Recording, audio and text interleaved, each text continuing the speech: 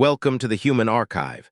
If you enjoy original science fiction stories about humanity finding its place among the stars, subscribe and join us for the next one.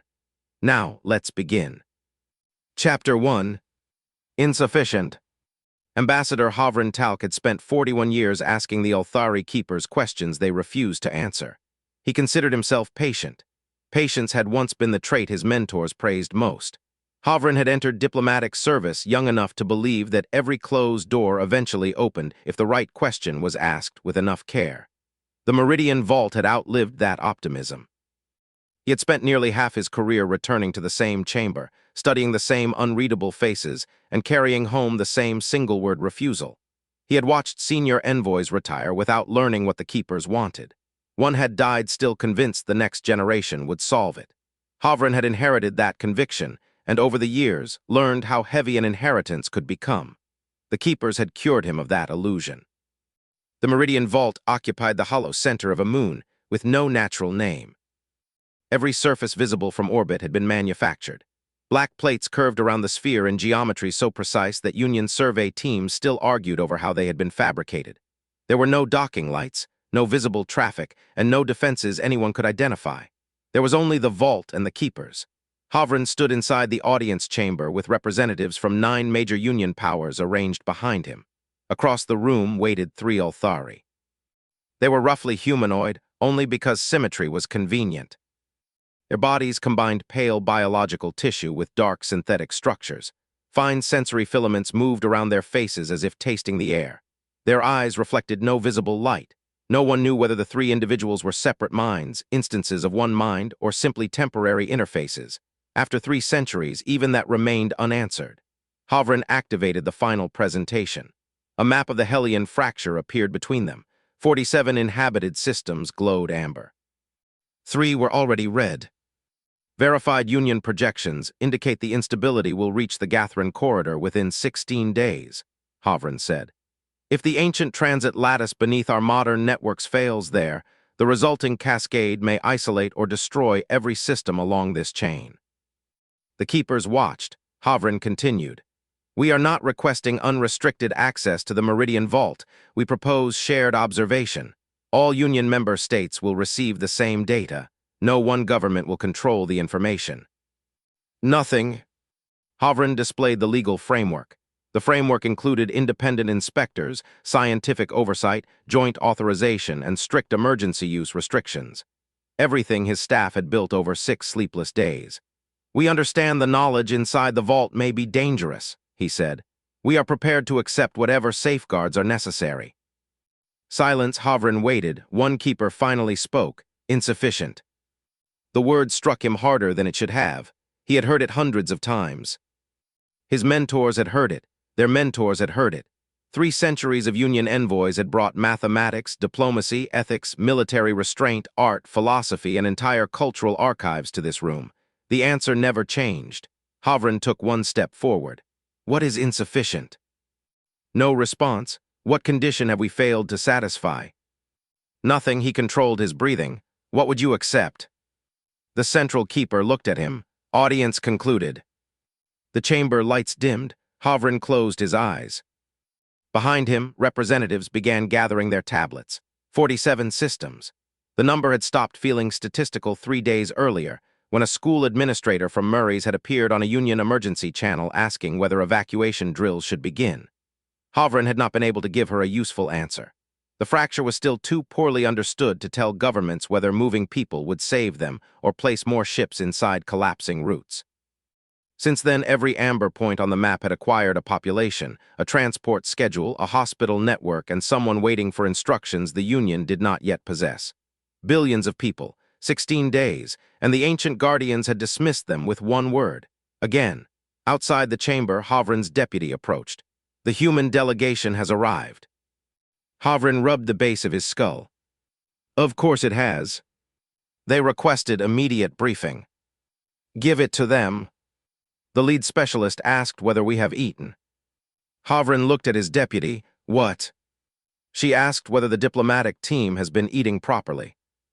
Hovren stared for several seconds. Then he said, Humanity has been a Union member for less than 9 years, and somehow they remain capable of surprising me at exactly the wrong moment. His deputy hesitated. Should I tell her no? Hovren looked back toward the sealed audience chamber. Tell her the truth.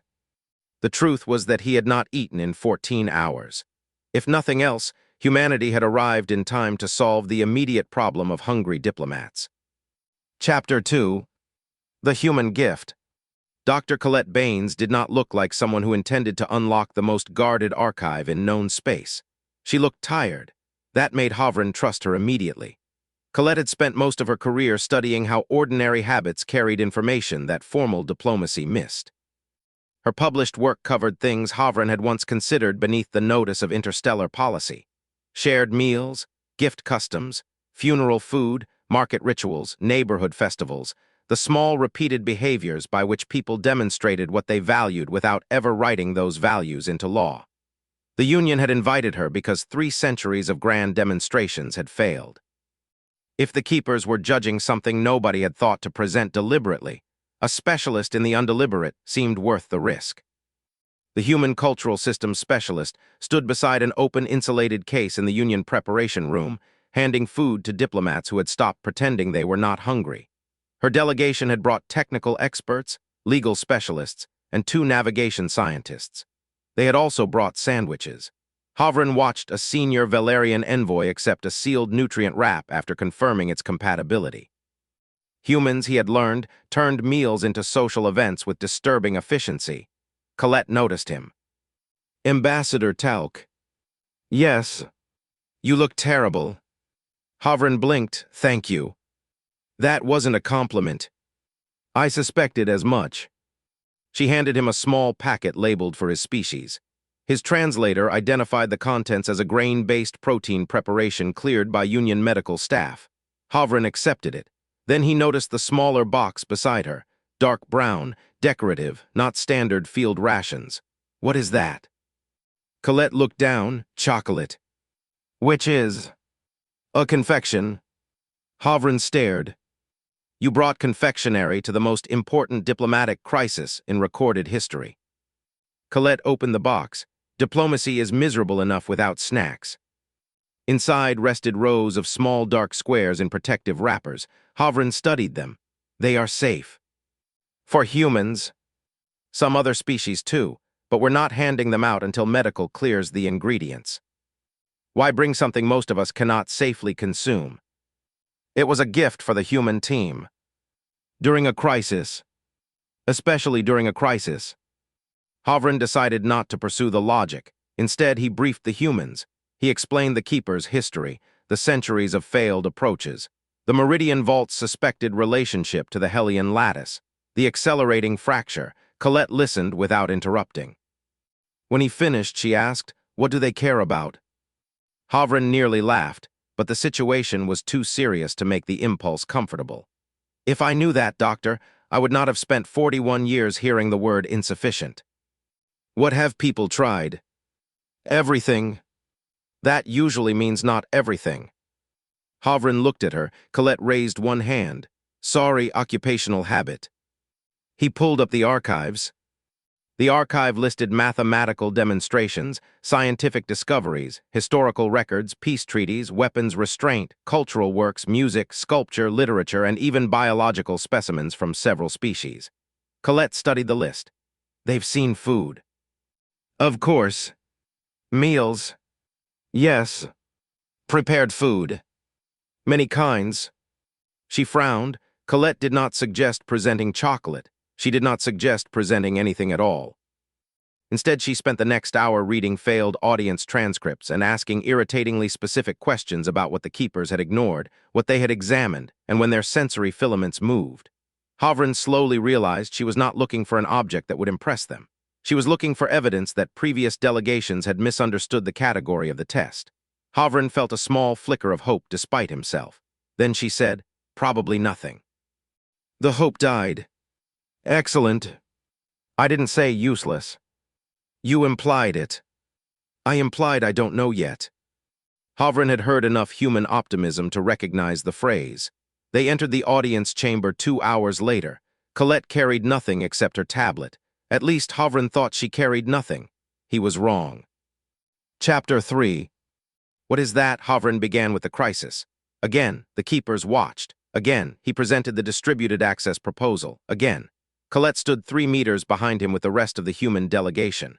The room smelled faintly of sterile metal and something sweet Hovren could not identify. He ignored it. The Union is prepared to place execution authority under neutral oversight, Hovren said. No member government will retain unilateral control. The central keeper moved, not much. Its sensory filaments lifted. Hovren stopped. In 41 years, he had learned every normal movement the Elthari made during an audience. This was not one of them. The keeper turned toward Colette. Then it spoke. What is that? Hovren froze, not insufficient. A question, a new question. The entire Union delegation went silent. Hovren's first thought was that the keeper had detected some human device. Colette looked equally confused. My tablet. No. The keeper raised one hand. Its fingers pointed toward her coat. Colette touched the pocket, then her expression changed. Oh. She reached inside slowly. Ambassador, I forgot I had one. Hovren stared as she removed a wrapped square of chocolate. The keeper's sensory filaments extended farther. What is that? Colette looked at Hovren. He had no guidance to give. Its name is chocolate, she said. Function. Food.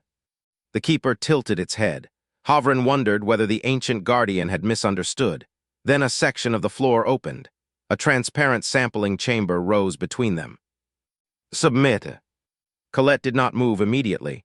Is this for chemical analysis? Yes. You are not going to ingest it. No. Good.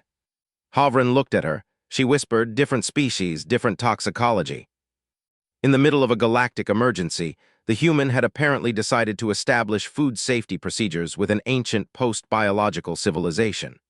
Hovren could not decide whether that was admirable or insane. Colette unwrapped the chocolate without touching it directly and placed the square into the chamber. The transparent lid closed. The Elthari went still. Internal instruments activated. Spectral scans crossed the sample. Microscopic probes descended. A vapor analysis field flickered. Hovren waited. 10 seconds passed, then 30, then a full minute. The keepers normally assessed Union technological demonstrations almost instantly. The chocolate held their attention for 3 minutes, then 5. At last, one keeper spoke. Seed-derived lipids, plant solids, processed carbohydrates. Fermentation signatures. Controlled thermal transformation. Crystalline lipid structure, numerous volatile compounds. Colette nodded cautiously. Yes. The keeper looked at her. This complexity is intentional. Colette glanced at the sample. Mostly. Hovren nearly made a sound. The keeper did not seem offended. Instead it asked, explain. Hovren Talq had spent 41 years attempting to make the keepers ask that word. A human had done it with dessert. Hovren forced himself not to romanticize the moment. The keepers had not accepted humanity. They had not opened the vault. They had simply encountered something that made their existing model of the delegation incomplete enough to require explanation. That distinction mattered. A miracle would have been useless. A question could be investigated. Chapter 4. Impossible food. Colette requested a display. The keepers provided one. That alone astonished Hovren. She drew a simplified cocoa pod. This starts as a fruit from a tropical plant on Earth. Cultivated, the keeper asked. Yes. Primary nutritional role. Historically complicated. Modern chocolate is mostly a pleasure food. The keeper's filaments moved. Proceed. Colette described harvesting the pods, removing the seeds. She described fermentation, drying, roasting, cracking, and grinding. Separating cocoa solids from cocoa butter. Recombining ingredients, refining particle size, conching, tempering, cooling. Hovren watched the keepers with growing disbelief. They were interested, not politely, actively. One interrupted when Colette described tempering. You manipulate lipid crystal structure for texture. Yes. Why? So it snaps correctly, melts properly, stays glossy, and doesn't develop an ugly fat bloom. The keeper paused. Aesthetic degradation. Partly. Texture too. Texture alters nutritional efficiency. Not enough to justify all the trouble. Then why? Colette smiled. Because people notice. Hovren looked at the other diplomats. No one moved. The chocolate remained inside the sampling chamber, now divided into microscopic sections by keeper instruments. The central Olthari projected a chemical map. Hundreds of compounds appeared. Colette identified some. The map identified pyrazines, aldehydes, esters, acids, phenolic compounds, and dozens of related molecules. Molecules produced or transformed during fermentation and roasting. The keeper asked, "You developed these processes empirically?" "Originally, yes, then scientifically." "For food?" "For chocolate." "Why not consume the seed directly?" Colette made a face. "Because raw cocoa tastes terrible." The keeper turned toward Hovren. He had no idea what response it expected. He spread his hands. The Olthari returned its attention to Colette. "Your civilization expends agricultural resources, microbial processing, thermal energy, transportation, manufacturing, and skilled labor to transform an unpleasant seed into a preferred sensory object." Colette thought, that is a very judgmental but basically accurate description. Hovren closed his eyes. No diplomat in Union history would have answered a keeper that way. The keeper said, "Provide additional samples." Colette looked at Hovren. "I have a box." He stared at her. "Of course you do." Chapter 5. "You fermented it on purpose." Medical review came first. Colette insisted. The keepers would not ingest anything, but the Union still confirmed that all samples could safely enter the Vault's chemical analysis systems. Hovren approved every procedure. He had waited 41 years for a conversation. He was not going to end it by poisoning a sensor. The second session involved 6 chocolates, different cocoa origins, different percentages. One contained orange oil, another chili. One had sea salt. The keepers analyzed all of them. The chemical distinctions fascinated them. Hovren began to realize their sensory systems were far more sophisticated than simple laboratory equipment. The Olthari did not merely identify molecules, they reconstructed process. "This sample experienced longer fermentation," one keeper said. Colette checked the manufacturer's data. "Yes." "Higher roasting temperature." "Yes." "Cocoa origin differs." "Correct." "Storage atmosphere prior to final processing included higher humidity." Colette blinked. "That isn't on the label." The keeper seemed almost pleased. Hovren had never imagined one could make an ancient guardian pleased. Colette explained that humans did something similar in crude form. She compared it to wine tasting, coffee cupping, tea evaluation, perfumery, and cooking. People trained senses to recognize origin, process, defects, balance. "Your biological sensory system performs compositional inference," the keeper said, "very imperfectly." "But voluntarily trained." "Yes." The keeper examined the fermented cocoa data again. "You permit uncontrolled organisms to alter your food." Colette shook her head. "Not uncontrolled, just not completely controlled." The keeper became still. Hovren noticed that reaction. So did Colette. She continued carefully.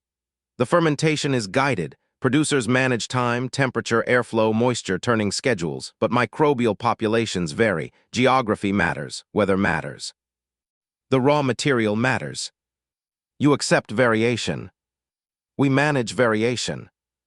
Why not sterilize the process and reproduce only the desired compound synthetically?" Colette considered. "Sometimes we do, but people also value the variation."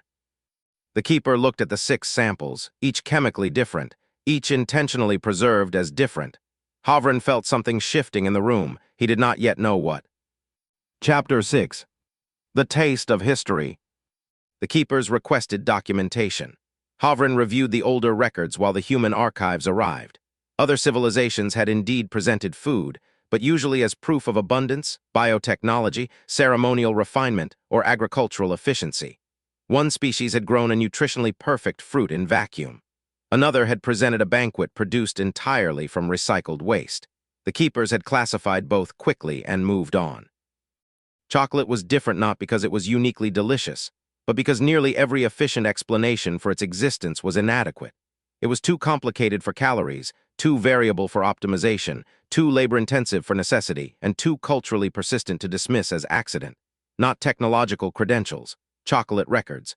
Hovren found himself authorizing emergency diplomatic bandwidth for agricultural data. Humanity sent archives from Earth. cocoa-growing regions, cultivation methods, trade history, traditional beverages, industrial manufacturing, small-batch production, scientific papers on aroma chemistry, historical records of exploitation and reform in cocoa supply chains. Colette did not hide the ugly parts. The record included forced labor, colonial extraction, environmental damage, and unequal trade. The keepers asked why humanity preserved those records. Colette answered, because pretending something pleasant has a clean history doesn't make it clean. Hovren noticed that answer received a long silence. Then the keepers continued. They did not skip the contradiction. A keeper placed records of exploitation beside records of reform and asked why a civilization would continue valuing an object whose history included suffering. Colette answered that humans argued about that constantly. Whether pleasure justified cost, whether traditions could be repaired, whether better labor standards changed the meaning of a product, whether refusing a thing erased harm or merely moved it elsewhere. There was no single human answer. The important part, she said, was that people kept trying to connect enjoyment with responsibility instead of pretending the two belonged to separate worlds. Hovren noticed the keepers record that response rather than judge it. They examined chocolates from different regions, one from Ecuador, another from Ghana, another grown in an orbital agricultural habitat using transplanted earth cacao lines. The Althari could distinguish them chemically. Colette told them humans could often distinguish them sensorially too, though less precisely. The keeper asked why origin mattered if manufacturing could standardize flavor. Sometimes consistency is the goal, Colette said. Sometimes difference is. Difference is inefficient. Depends what you're optimizing for. Hovren leaned forward. That sentence interested him. Apparently it interested the keepers too. One asked, what is optimized? Experience. The answer hung in the chamber. Hovren thought of all the things Union civilizations had brought here. The Union had brought fusion control, orbital construction, weapons limitation, mathematical proofs, and technologies optimized for power, survival, and precision. Chocolate was optimized for experience. He looked at the sample tray. For the first time, it seemed less ridiculous. Chapter 7. Why make it at all? The question arrived on the fourth day. The Hellion fracture had advanced into another transit corridor.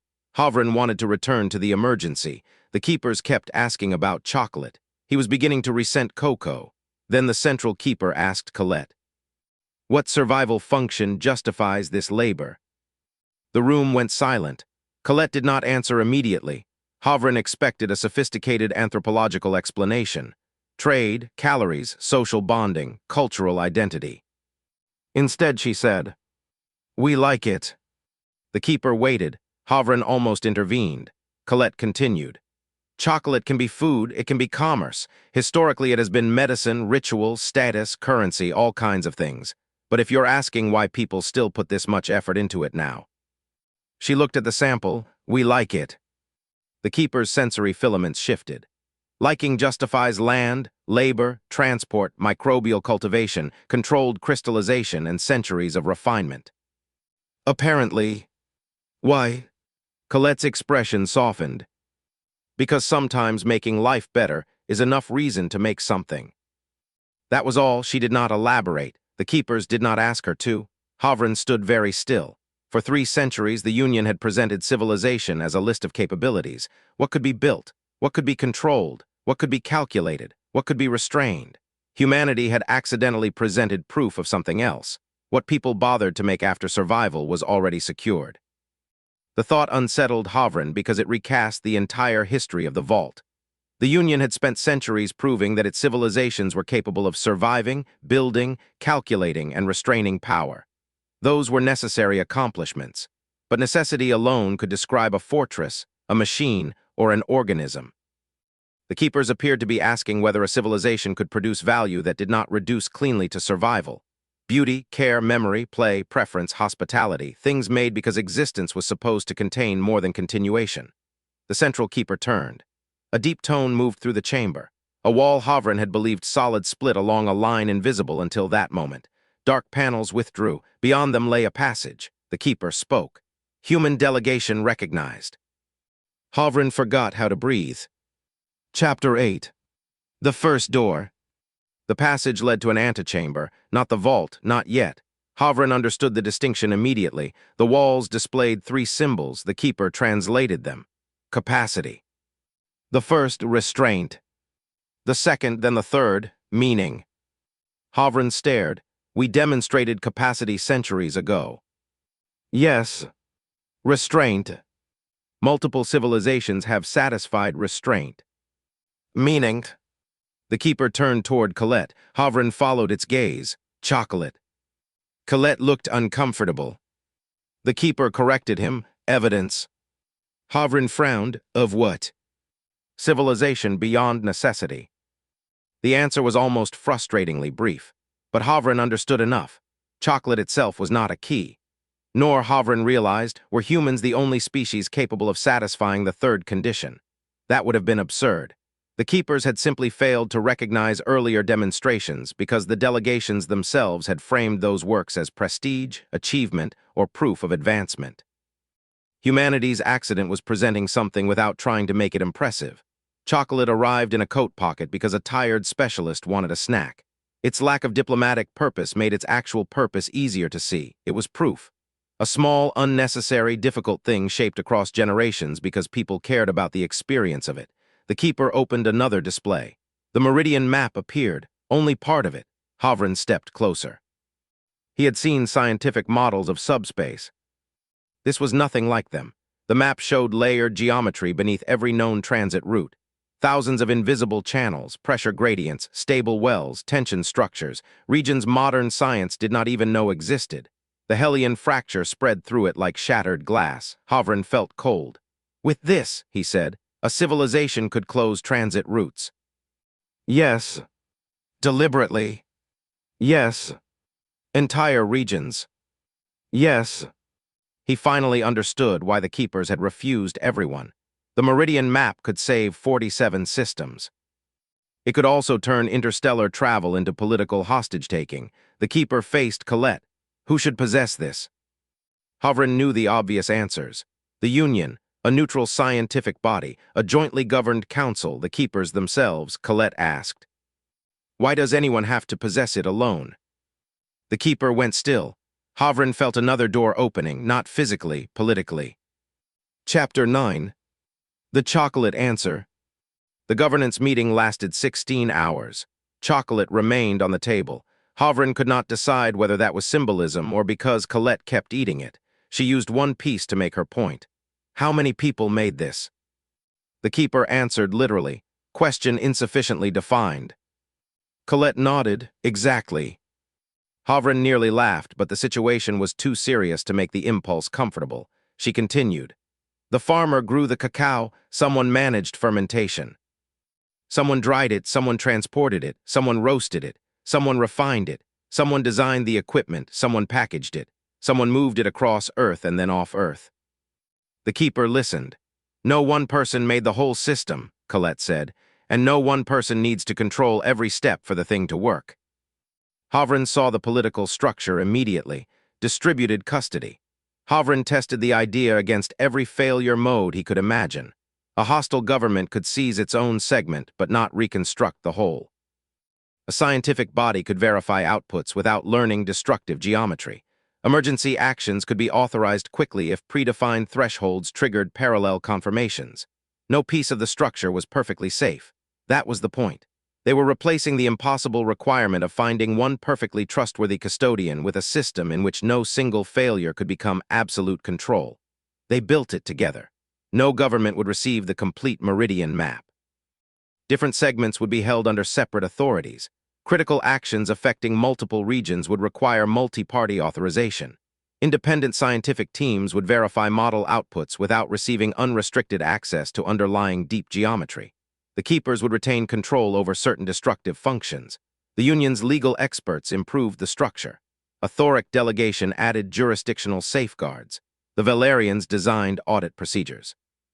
Human specialists suggested emergency override rules requiring multiple independent confirmations. The keepers rejected 2 proposals, accepted 3, modified 4. For the first time in Hovren's career, negotiation with them was real. Then the vault shook, not physically. The Meridian map changed. 3 anchor points turned black. The Hellion fracture had accelerated. Chapter 10. The fracture accelerates. Reports arrived within minutes. 3 modern transit anchors had failed. One ship emerged 9 million kilometers off course. Another did not emerge at all. The Gathrin corridor collapsed. A populated system lost its primary evacuation route. Hovren slammed both hands against the negotiation table. We do not have time for governance theory. The central keeper looked at him. Access without safeguards remains prohibited. People are dying. Yes. You can stop it. Possibly. Hovren's anger rose. For 12,000 years you guarded this information. Fine. But if guarding it now destroys the civilizations you claim to be evaluating, what exactly have you protected? Silence. Colette touched his arm. Hovren turned. She looked at the keepers. You don't have to give us the map. Hovren stared. Colette continued. You run the calculations. Our scientists verify outputs as far as they can. Local governments execute actions without receiving full geometry. One keeper said, you request operational guidance without transfer. Yes. Trust is incomplete. Then don't trust us with the secret. Colette pointed at the fracture. Trust us with the work. The keepers communicated among themselves in a way Hovren could not perceive. Then the central one answered. Emergency protocol accepted. Hovren exhaled. For the first time in days, the crisis moved faster than the diplomacy. Chapter 11.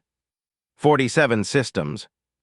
The Meridian map revealed that the Union had misunderstood the fracture. It was not one break, it branched. Every major transit civilization had spent weeks reinforcing unstable routes, increasing anchor power, adding stabilization fields, trying to hold corridors open. The ancient map showed the terrible truth. Those reinforcements were feeding the resonance. Hovren looked at the projection.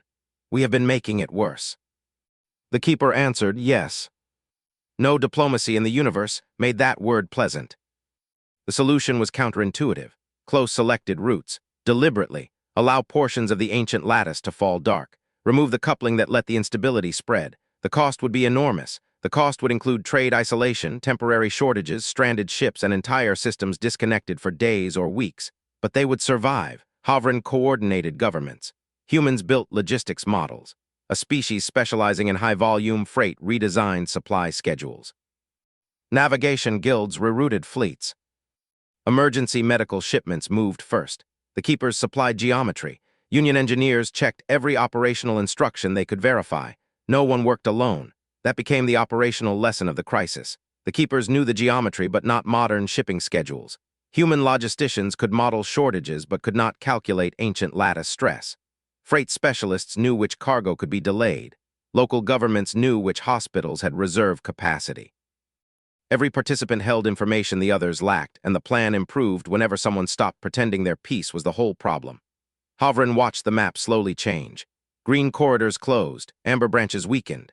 The Hellion fracture slowed, then one system turned red. Murray's population just over 2 billion. Its evacuation route sat directly inside the advancing instability. They could not isolate it in time. The keeper calculated one possibility, a temporary corridor. Narrow. Unstable possible. Hovren looked at the timing. Can it hold? For 9 minutes and 41 seconds. How many evacuation vessels? The human logistics team answered, too many. Colette looked at the fleet map. Then we don't evacuate everyone. Hovren turned sharply. She pointed at surface indicators. Move only the populations in immediate hazard zones, keep everyone else sheltered and supplied locally. The Murray's government agreed. Its emergency coordinator was Governor Seln Aru, whose image appeared on the shared channel with evacuation maps layered behind her. Hovren recognized the school district from the call that had haunted him earlier. Aru did not ask whether the plan was fair. She asked which districts would be lost first if the route failed, how much shelter capacity remained outside those zones, and whether parents should be told to separate children from luggage to speed loading. Hovren answered each question as plainly as he could. For the first time since the fracture began, he could give someone instructions grounded in more than hope. They had no better option. The last route operation began. Chapter 12. The last route. The corridor opened badly. Hovren knew that before anyone said it. The Meridian map pulsed amber. 3 ancient geometry nodes aligned. Modern anchors followed. A narrow transit path stabilized between Murray's and the neighboring system. Evacuation ships entered. Medical craft went first, followed by passenger transports and cargo vessels carrying emergency habitat systems. Every second mattered. One government had to shut down its own anchor early to prevent resonance from spilling back.